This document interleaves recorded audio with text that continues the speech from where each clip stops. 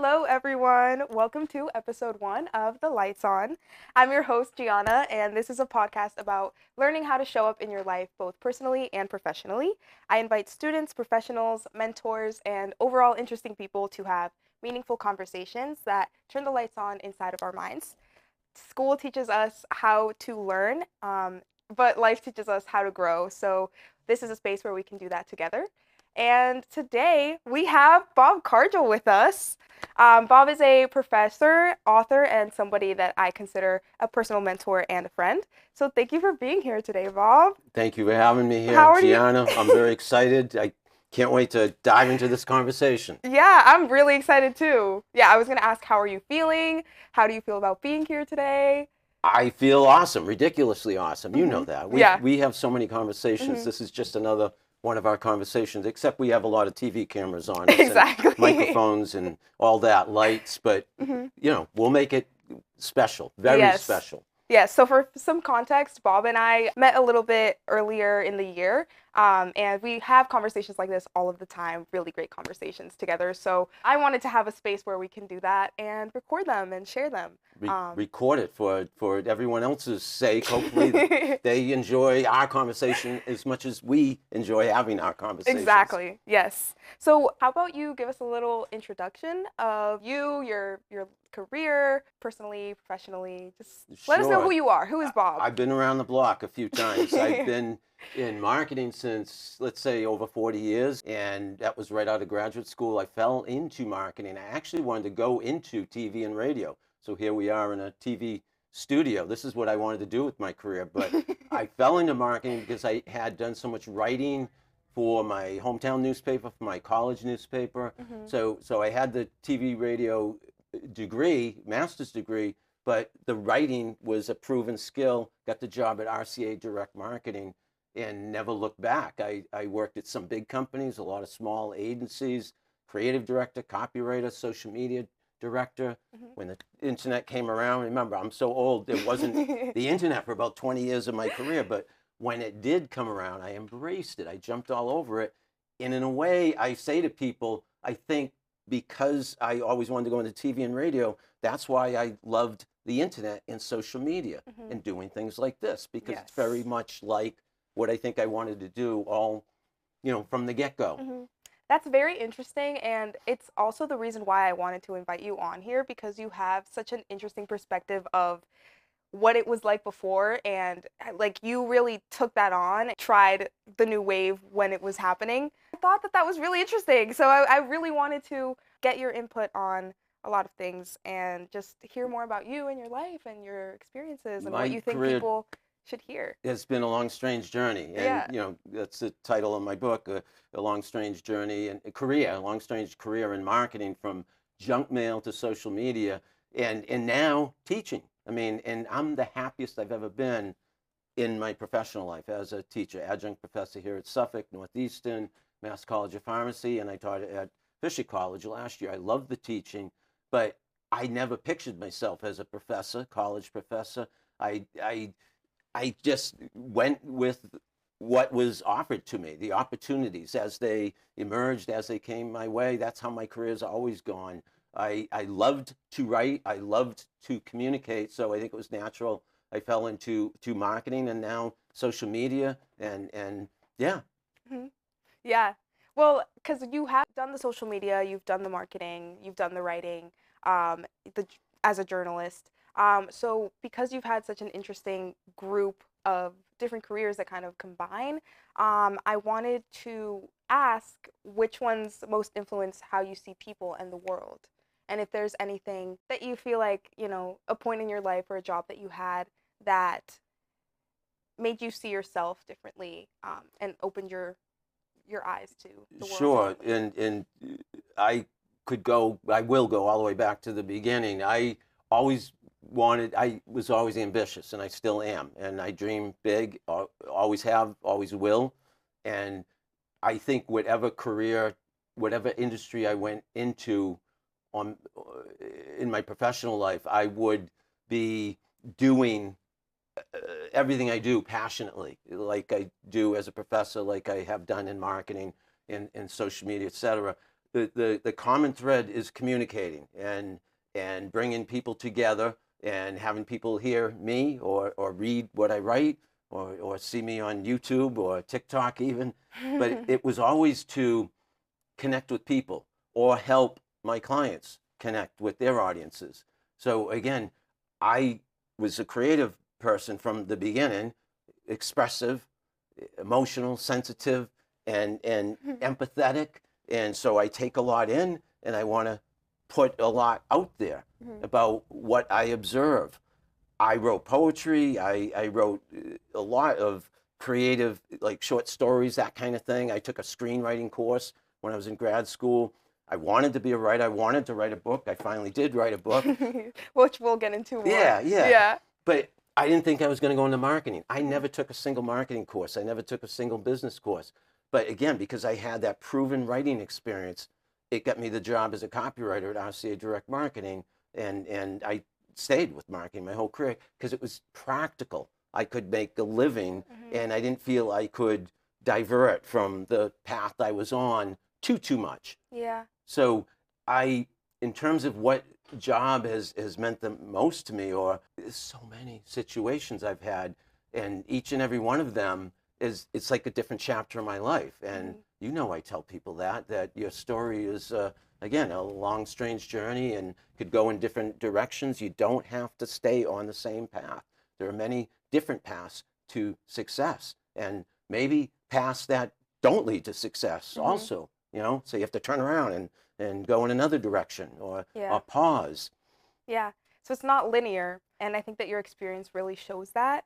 And what you said about like being someone who's very empathetic and sensitive and being able to use that for something that can help you make a living.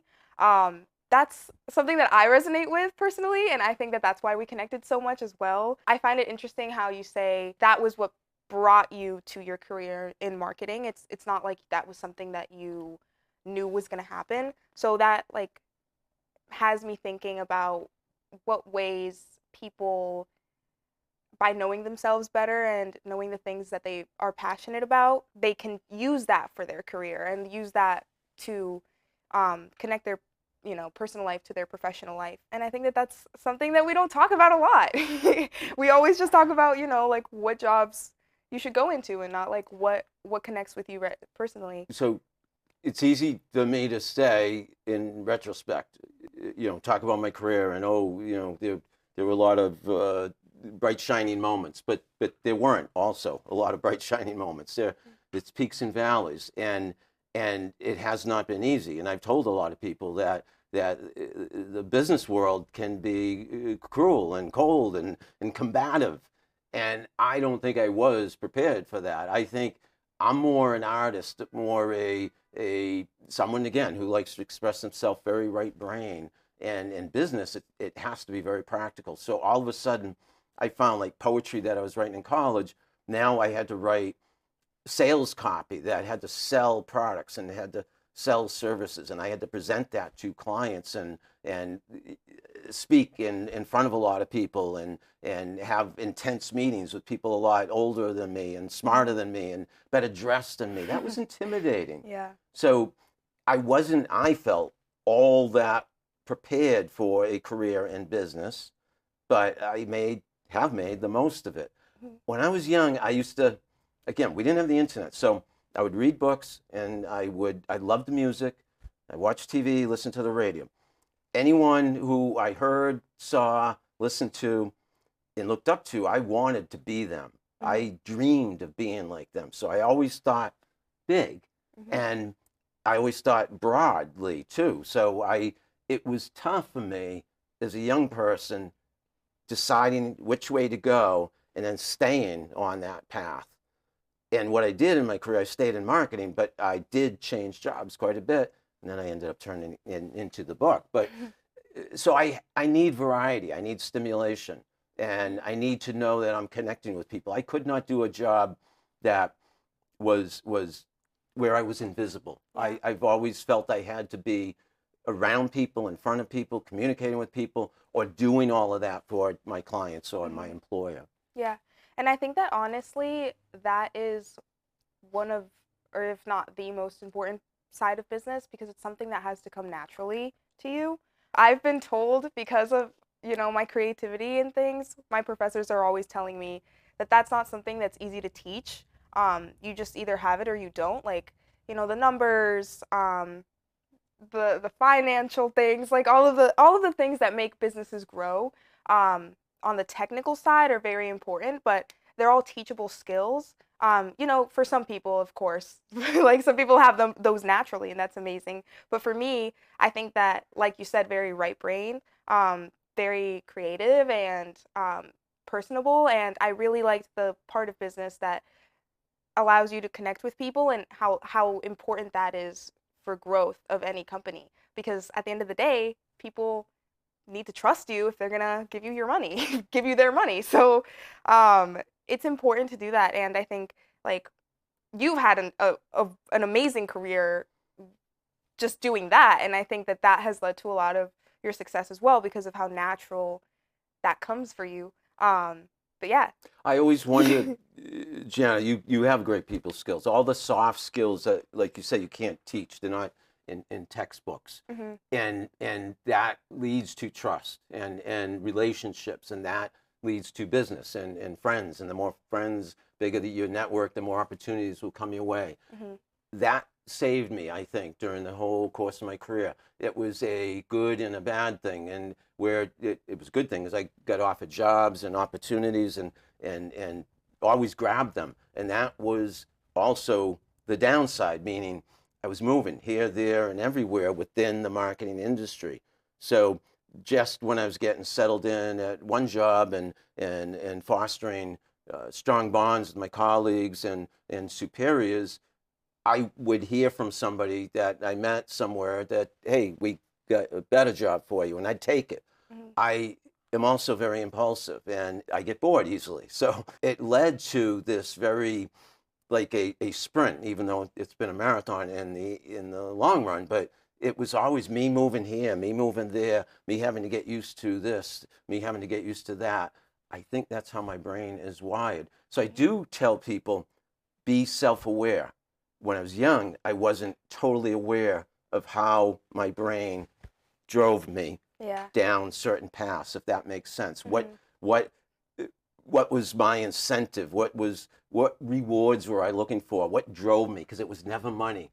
It was never money. Mhm. And I Yeah. that's why one reason I'm still working today. Yeah. I haven't stockpiled a lot of money, not by any means, but I've stockpiled a lot of friends, Mhm. a lot of satisfaction, a ton of experience, and that's now I'm packaging it all together Mhm. as a professor, and I feel very blessed. Yeah.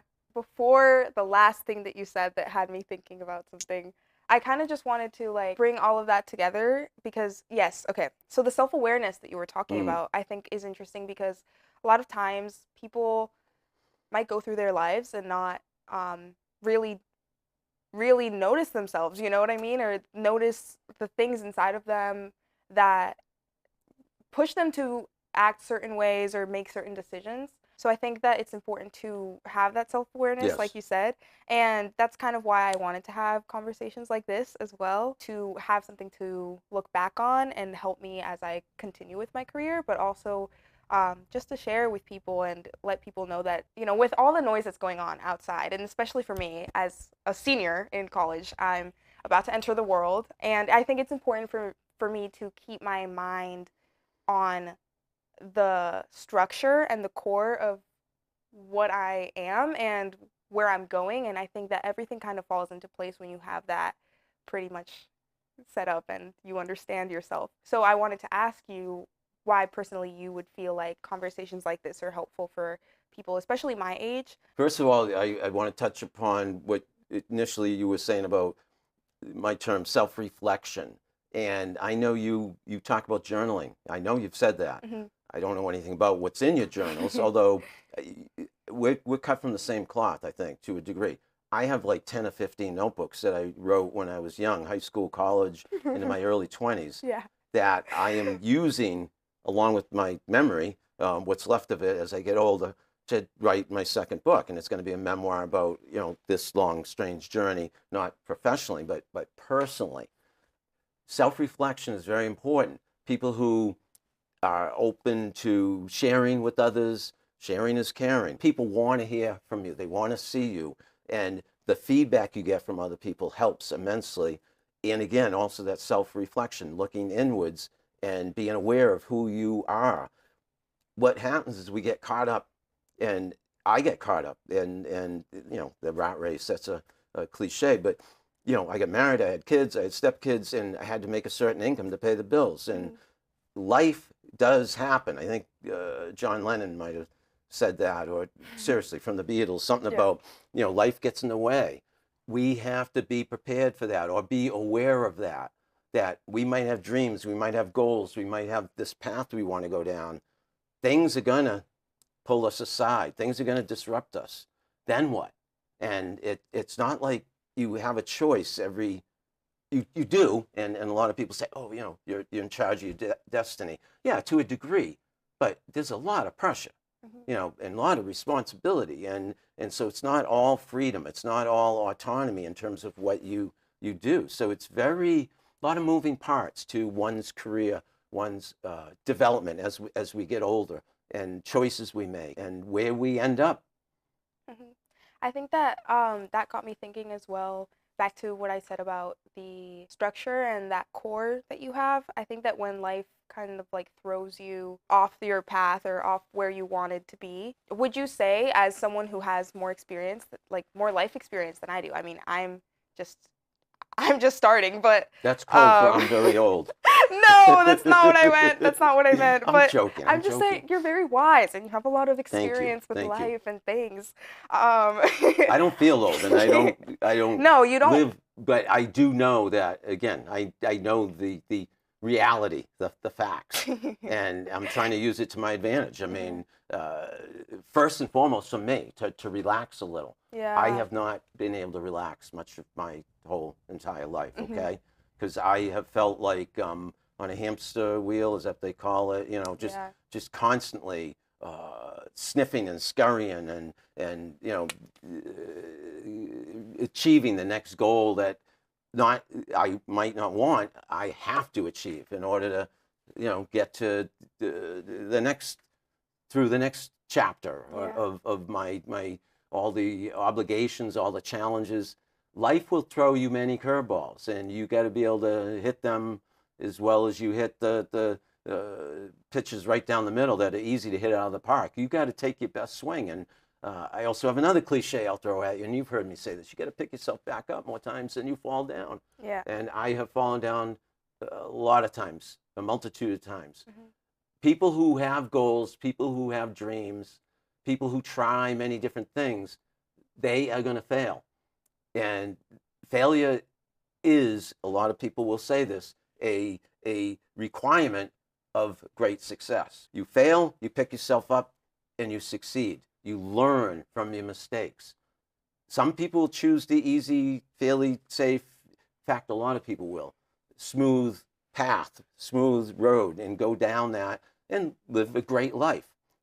Frankly, that has not been me. I feel I've lived a great life. I'm happy as heck at this point in my life, but I've had a lot of bumps and bruises, beat downs and knockdowns. I think that there's so much that you said that resonated with me a lot. I'm gonna try to unpack. Because as you're speaking, I'm like, wow, this is really helpful for me. This is why I love having conversations with you. This is what we do, Jianna, when we talk. Yes, we help each other. Yes. And I think that where I am in my life right now, where nothing is it's the first time that I won't have structure, and that's just the reality of school. You're gonna end up at one point where it's not gonna be there anymore, and that's what you've known your whole life. And that's something that all of us eventually have to experience. Hopefully, if we have the privilege of being able to experience it. Everything that you said with failure and putting yourself out there, this is a really big step for me, you guys. Hosting this podcast? Yeah. Look at you. I don't think I could have done this when I was in college, when I was at your point in your journey.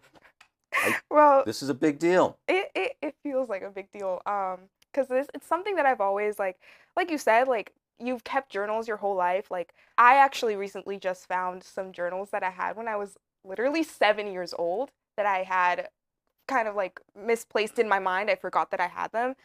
And they're like pink and sparkly and they have like Hello Kitty on them and they're so cute. And I'm like, just looking back, like being able to have something to look back on. You're laughing. Hello Kitty.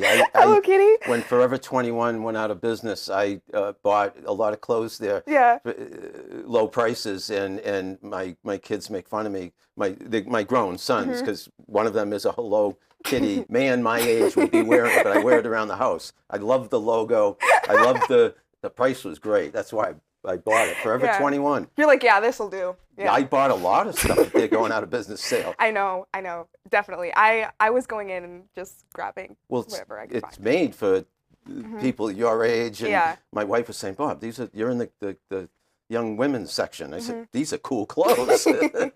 I'm wearing them. I'm buying them. I mean, can't beat the price. Life's too short. You have to do what you have to do. There you go. Like, buy the funny shirt. Wear the funny shirt. That's like, exactly. It's fine. Exactly. Yeah. You have to do certain things. Yeah. Money is a huge thing in life, and I poo-pooed it mostly my whole life. I do not like to pay attention to it. I don't like to think about it. I do it all in my house. My wife, surprisingly, she knows, and I'm joking, Barb, but foolishly relies on me. I'm not an accountant. I'm not a numbers guy. I'm not a money guy, but we've made it this far. I've made it this far. And you've done an amazing job. I mean, from my perspective, if it helps someone who hasn't been all there, just seeing you from the outside, I think. My humor can be self-deprecating, okay? But it's also a thing I deal with my whole life. We've talked about that, self-esteem and all of that. So yeah, a lot of people say, what do you mean? You know, you got a house, you got 2 cars, you got, you know, I do have a good life, but I have always had expectations way up here. So like Bruce Springsteen or President Barack Obama, or, you know, I've always thought I want to be at that level. So I've always, frankly, you know, felt I'm failing, but well, that's what motivates me. I hope we're not rambling too much. No, we're not. I think this is great. With your event that we're hosting together, that you're hosting, that I'm helping you host. I couldn't host it without you helping me. Yeah, which we will also touch on. We have so much to talk about. Yes. But I think that you would definitely have the potential to make it. I think that it's all about marketing, which is very ironic because you work in marketing and you've worked in marketing. But I think that like you have a network of people that most people never have in their lives.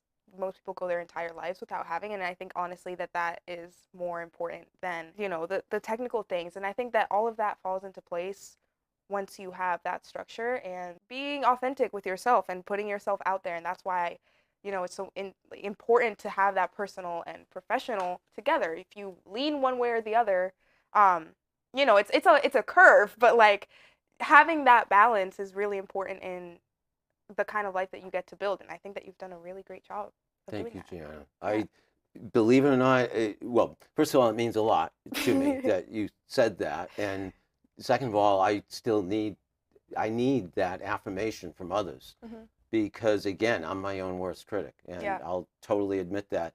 It does motivate me though to always be better. So my alter ego is saying, Bob, you can do something better, you can do something bigger.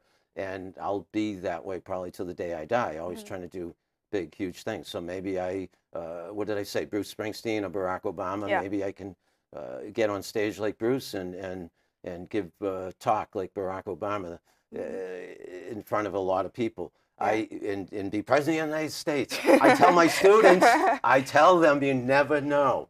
He'll get on chairs and tell people. I do my own version, right? We'll put a picture in. I combine Bruce with Barack Obama. I try to be presidential and a rock star at the same time. But you are a rock star. You're the rock star, Jianna. That's something I say. People who watch and are listening might not know, but if you know me, you know. I say that all the time. We can get into that. I say that. I want you to feel good about yourself. My wife is always telling me I say things like that because I'm also talking to myself. I think so too. And yeah, just to like finish that thought that I had too and bring it back to this, reminding yourself of why you're doing what you're doing and the person that you are. And sometimes it's really hard to see yourself. And going along with what you were saying with the rock star thing, it's so easy, especially when you're someone like this who is so positive and like outgoing and like really working on bringing people up. It can be easy to leave yourself behind. And bringing it back to what I was saying Look how before profound with you me. are. Stop. No, you're so aware of things I had no clue about when I was. I just live in my mind thinking all the time. Like my brain never turns off. I sleep thinking. Like it's just I how I applaud you for that. Oh, thank you. Literally. Stop. But High five. Fist bump. we're gonna actually. I joked I might knock the flowers We were over. joking about knocking the flowers over. The Their fake Legos. plastic flowers. Yeah, thanks to my roommate for giving them to me. But But they're beautiful, and the color scheme is spot definitely. on. Let's Jianna. not. No, I won't. Take them off. I promise. But yeah, what I was saying, what was I even saying? I was saying how like important that is. And yeah, in the point where I am in my career, I think in my life, I think it's important to recognize that you shouldn't leave yourself behind, and that's something that I'm learning how to do right now, and I think that it's something that's going to really help me progress. Because I also am someone who dreams big and thinks big. I might not have like a clear idea, like, you know, president of the United States, but I know that like my path is not going to be linear, and I need to be able to um, keep myself while I'm on it. And that's something that I'm learning right now, you know, like how to regulate your emotions that sometimes are louder than the truth, and like Listen to you. get into Yeah. your These get are into words your that head, should you know. be recorded. Wait a minute. They are being recorded. I know. Because It's for crazy. I posterity keep looking and over here and I'm immortality, like, this is perfect. Whatever you just said. When I was young, back in the day, an eternity ago, we were expected to have linear paths. mm-hmm. We weren't expected to change jobs or be have racing minds and have huge dreams. That was unusual. So I grew up in a time when that made me feel different. Mm-hmm. And I put that burden on myself. Whether people thought it was different or not, I felt like, wait a minute, I'm a little different than everybody. People are going from college into a career and staying there for 30 years. They're saving money. They're getting married young, which I didn't, but I got married. I waited for the right woman. I married Barbara, found her at age 36. A lot of my friends, like I said, were going to college, getting married, buying a house, one career their whole lives. I was cut from a different cloth. Mm-hmm. Now, I think there's more diversity in this world, and more people acknowledge, and it is a fact, there are many different paths to success. Mm-hmm. So do be aware of yourself, but don't put pressure on yourself. It's an easier time, I feel. It's easy for me to say that too, but than back in the day, because there's more differences among people, more differences among jobs, mm-hmm. more mental health, emotional health is addressed and acknowledged and valued. Mm-hmm. Take care of yourself. I never took good care of myself emotionally when I was young. And I will say physically as well, when I was teens and early 20s. And taking care of your health is so important. Mm-hmm. And believing in yourself, critical. Then you can do all these things. Yeah. If you're not healthy or not, if you're questioning yourself all the time, you're gonna sputter and go in different directions too many times, and you won't get there at the time you want to get there. Mm-hmm. During the course of your journey, if that makes any sense. Definitely. Yeah. I'm really heeding that advice as I'm continuing to grow. But I also wanted to get into a little bit. You had a lot of questions for me. Yeah. Yeah, I think we honestly touched on a lot of the questions that I had, but when it comes to personal branding, I think that was something that we can connect easily to this. Yep. I was wondering, what kinds of things do you think that people might focus too much on when it comes to personal branding, and the things that they might leave to the side that might end up hurting them more in the future or making it harder for them to grow. And I think that it's kind of like what you were saying about not leaving yourself behind and like learning about yourself. But I wanted to hear your thoughts on that. Absolutely. I teach social media. I've been enamored with social media from the get-go. And yes, a lot of people say, "Oh, how, you have such a strong personal brand." It's me being comfortable putting myself out there. And again, at this point in my life, fortunately, I've overcome a lot of my self-esteem issues and confidence issues. And again, from all my years of experience, all those many, many years, Mm-hmm. Gianna, I've learned that it's okay not to be perfect. Strive for excellence, but perfection, nobody's perfect. Starting with me, I'm not perfect, far from it. And we strategically, ironically, now in business, value people who show the human side, that aren't afraid to bear their vulnerabilities, their weaknesses, their idiosyncrasies. So I tell people, focus on being present, not perfect. Consistency, day in and day out, is important. So people see you, they hear from you, and they will like you. If I hope, if you're honest, like I'm being Yeah. today, like we're being today, Yeah. they will like you, they will respect you, and when it comes time to doing business, they'll do business with you. When it comes time for personal relationships, they'll be your friend Mm-hmm. because they will trust you. Trust is such a valuable commodity, hard to come by. Anyone can be trustworthy, but so few, frankly, are. Mm-hmm. People are too focused on business. People are too focused on competition. People are too focused on material things. Again, I don't mean to preach, but I guess I am. Mm-hmm. We need to think of others more and not worry about presenting the perfect image of ourselves.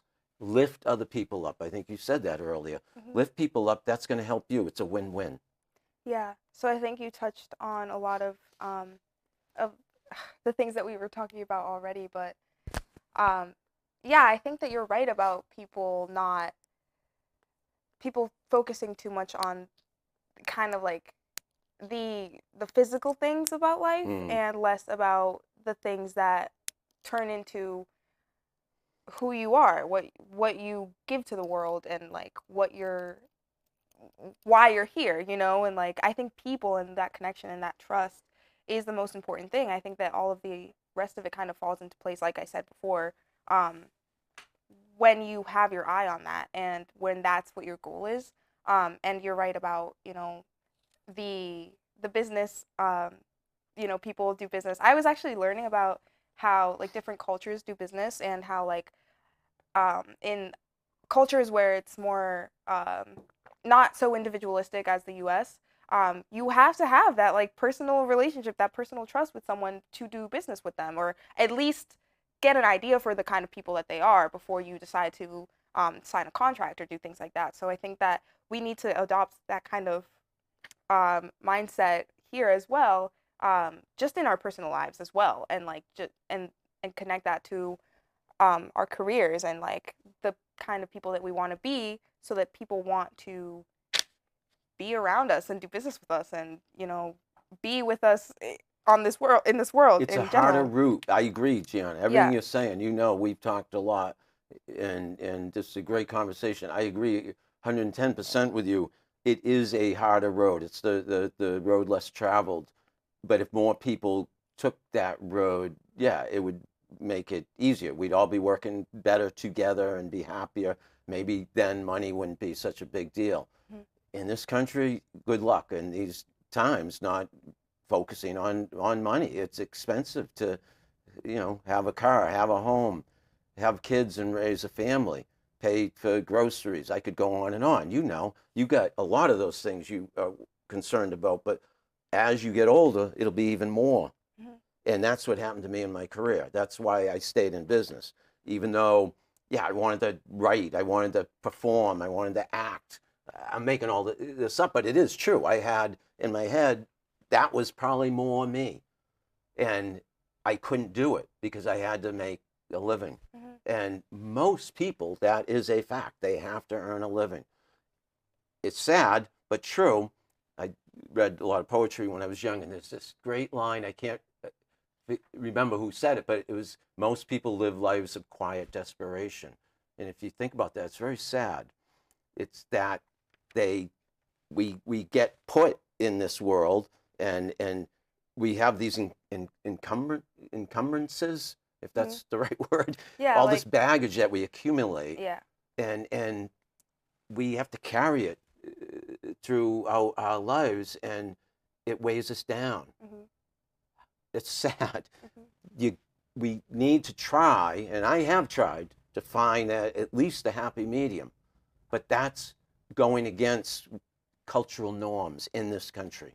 Yeah. Cultural norms is certain, stereotypes, certain chapters of our life. Stereotypically, we are expected to go through and live just like everybody else. I know that is deep, but Yeah. so how do you buck that trend and still be successful and survive, if not thrive? It's a tough path to tough trail to blaze. Yeah, definitely. So we talked a lot about, you know, that personal and professional and how they should be together. We covered a lot about the personal side of that and how that can be a structure for your professional life. So I want to hear more about what you're doing now and what the projects that you're working on are, and how you feel about those. Absolutely. So yeah, after 35 years or so in corporate America, 2017, 2018 or so, I started teaching. It kind of fell into my lap. I got offered one teaching job, and one led to another. So I'm teaching now at Mass College of Pharmacy, at Northeastern, and here at Suffolk, and love teaching. I think the world of my students. I teach marketing, business, and social media, and I couldn't be happier. And so it's kind of come full circle that I'm able to, all those years in business, in the agency world, as a creative director, copywriter, social media director, I can put it all together and hopefully help others. And the book, did Bring you it ask over. about the book? Yes, bring over the book. Well, the book was, again, here's the book. This is the book? I like how it matches our setup. I wanted to mention The book, it's really 20 great. Jobs, 20 Lessons, a long, strange, what is it, journey? A long, strange career in marketing, from junk mail to, I can't believe I forgot my own title of my book. A long, strange career in marketing, from junk mail to social media. I wanted to document, chronicle, narrate my career from beginning to end so that it would help others. The mistakes I may have made, each job, there were lessons learned the hard way, and that's what I share in that book. I also share, I haven't mentioned my blog at all. I started a blog, which is like a journal, but it's professional journaling, if you will, in 2004, and I still am publishing that. So that's over, what, 22 years or so I've been writing that. And I share a lot of that in the book as well, meaning how I went in my career and how business went from before the internet, before social media, to social media, how I embrace social media, and how that can enable anybody to communicate with the masses. So you can have a blog, you can have a podcast, all of this I have, a YouTube channel. You can be all over social. You can be that personal brand day in and day out. Yeah. You can be that celebrity, that star. So in my head, I can be that Barack Obama or that Bruce Springsteen. Yeah. And I think like in like the more digital era, or the modern way of thinking about it, I think of LinkedIn kind of like a blog kind of thing. So that's something that how do you bring that personal life to your professional setting, and how do you want to be perceived in the professional world? And I think LinkedIn's a great way to get yourself out there. And most I think important way. the lessons in this book are really helpful for things like that. Aspiring professionals, college students about to look for their first job, launch their career, LinkedIn, obviously, number one of all the social media channels. I do advise to share content on as many channels as you have time for, because you can repurpose that content and put it in different places, because there are different people, different audiences on each of those channels, like an Instagram or a YouTube or even TikTok nowadays. And yeah, and then also you have an event that you're hosting this April, Bob Cargill's Marketing Roadshow. We'll put up a picture here as well. But tell us a little bit more about that and what that's going to be like. Another full circle moment. I think it was in 2019, we had the first one, November 2019, right before the pandemic, out in Hudson, Massachusetts. We had a second one in 2024, Seaport District, and now Jianna is helping me immensely. Yes, I'm so lucky to have you on the team. We're going to have it on Friday, April 10 at Holt Business School, and it's a Marketing Roadshow, and it's something I've always liked events. I've always liked, again, being in front of an audience. I was a little too nervous when I was young and didn't have enough confidence, but fortunately, over the years, here we are.